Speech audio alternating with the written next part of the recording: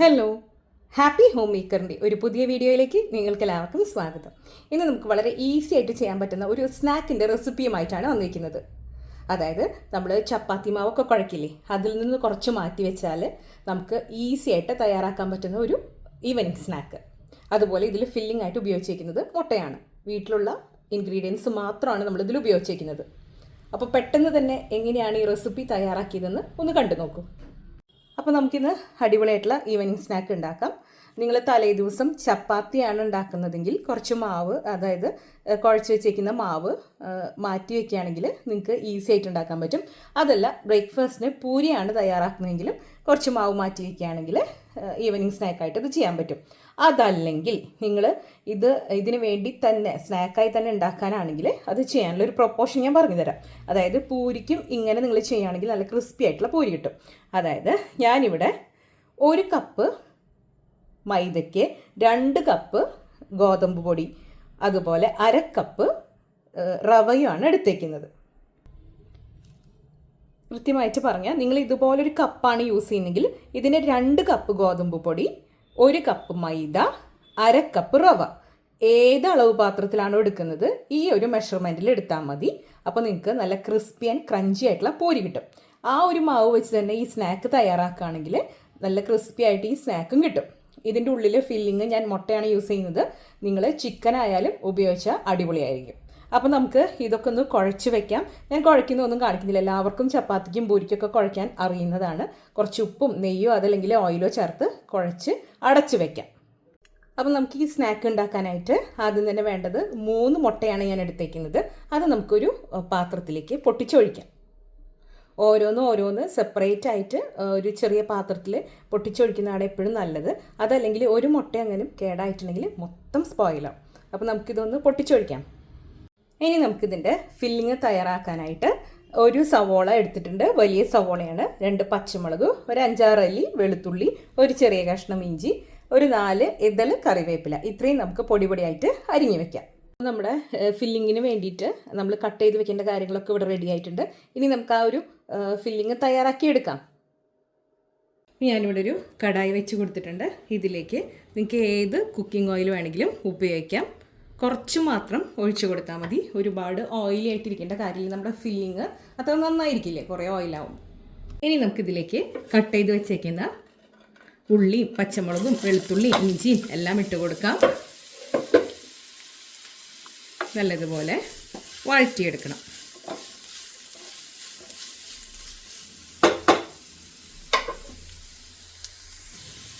ഇത് നല്ലതുപോലെ തന്നെ വഴന്നു വരണം.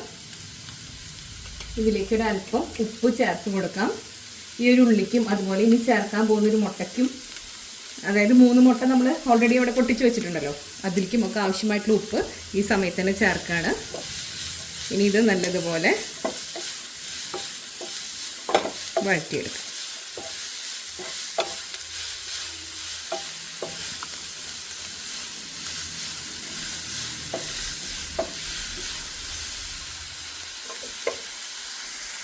നമ്മുടെ ഉള്ളിയൊക്കെ വഴന്നു വന്നിട്ടുണ്ട്.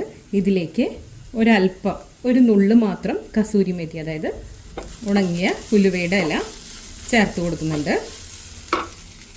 ഇതിലാദ്യം തന്നെ നമ്മൾ ഉപ്പ് ചേർത്തിട്ടാണ് വഴറ്റിയിരിക്കുന്നത്, അതുകൊണ്ട് ഇനി ഉപ്പൊന്നും ചേർക്കണ്ട. 1/2 ടീസ്പൂൺ ചിക്കൻ മസാല ചേർത്ത് കൊടുക്കുന്നുണ്ട്. ഇനി ഇതില്ലെങ്കിൽ നിങ്ങൾക്ക് ഗരം മസാല ചേർത്ത് കൊടുക്കാവുന്നതാണ്. നല്ലതുപോലെ മിക്സ് ചെയ്യാം. മസാലയുടെ ആ പച്ചക്കുത്തൊന്ന് മാറാൻ വേണ്ടിയിട്ടാണ്.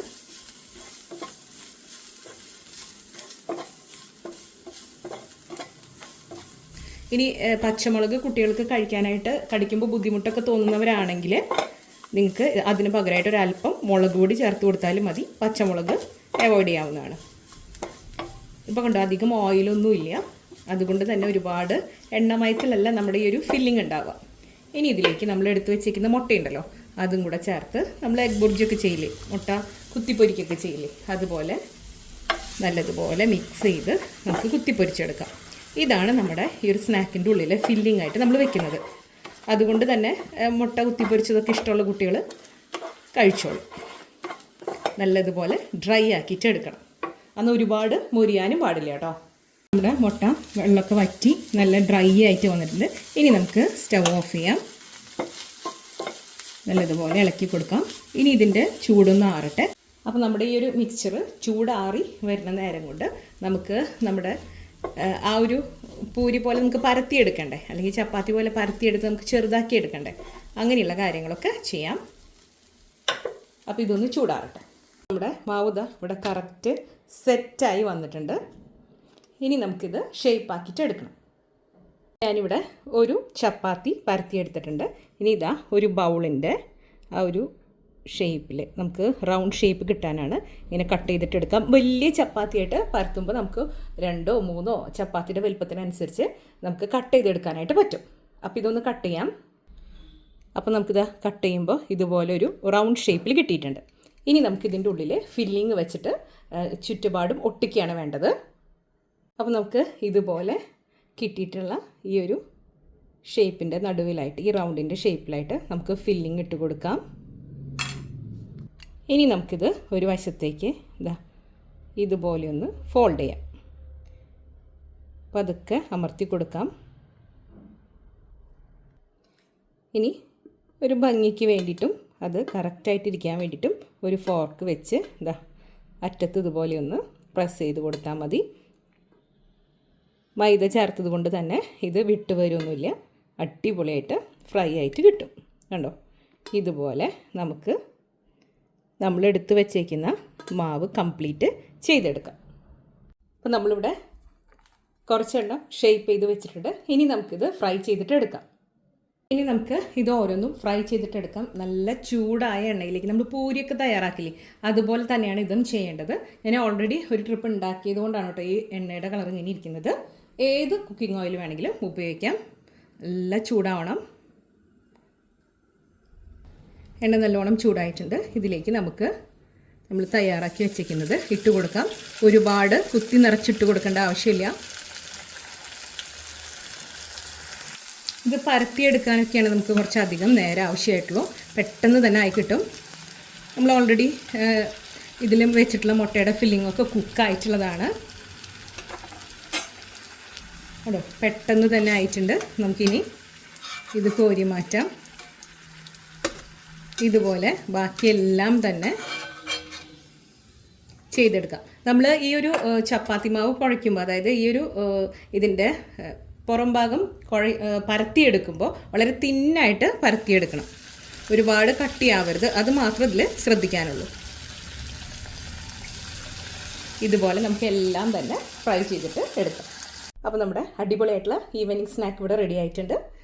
ഇതിൽ നമ്മൾ ഓൾറെഡി കുറച്ച് സ്പൈസി ആയിട്ടുള്ള ഫില്ലിംഗ് വെച്ചത് കൊണ്ട് തന്നെ പ്രത്യേകിച്ച് സോസിൻ്റെ ആവശ്യമൊന്നുമില്ല. ഇനി സോസ് കൂട്ടി കഴിക്കാനാണ് താല്പര്യമെങ്കിൽ അങ്ങനെ കഴിക്കാവുന്നതാണ്. അതുപോലെ തന്നെ ഇതിൽ മുട്ടയ്ക്ക് പകരം നിങ്ങൾക്ക് ചിക്കൻ വീട്ടിലിരിപ്പുണ്ടെങ്കിൽ 2 or 3 ബ്രസ്റ്റ് പീസോ അതല്ലെങ്കിൽ ബോൺലെസ് പീസോ യൂസ് ചെയ്തും ഈ ഒരു ഫില്ലിങ് തയ്യാറാക്കാവുന്നതാണ്. അപ്പോൾ ഇന്നത്തെ വളരെ സിമ്പിളായിട്ടുള്ള ഒരു ഈവനിങ് സ്നാക്ക് റെസിപ്പി നിങ്ങൾക്ക് എല്ലാവർക്കും ഇഷ്ടപ്പെട്ടു എന്ന് ഞാൻ കരുതുന്നു. ഇഷ്ടപ്പെട്ടെങ്കിൽ ലൈക്ക് ചെയ്യാനും ഷെയർ ചെയ്യാനും സബ്സ്ക്രൈബ് ചെയ്യാനും മറന്നു പോകരുത്. അടുത്തൊരു അടിപൊളി റെസിപ്പിയുമായി വീണ്ടും കാണാം. അതുവരേക്കും താങ്ക് യു.